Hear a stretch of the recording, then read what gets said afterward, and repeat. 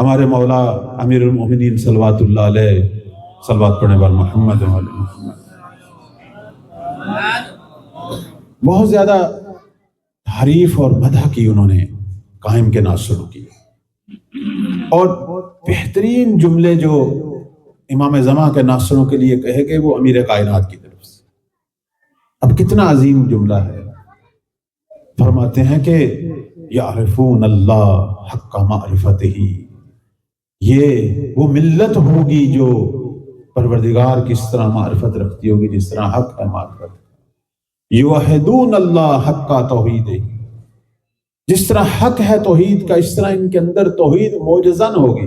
میں نے ایک دفعہ ایک استاد سے پوچھا کہ حق کے توحید کیا ہے، یہ تو ظاہر مولا کو پتا ہے، لیکن ایک مناسب حد تک ایک توحید ایک طالب علم نے اگر اپنے اندر پیدا کرنی ہے تو اسے کتنا مطالعہ کرنا چاہیے؟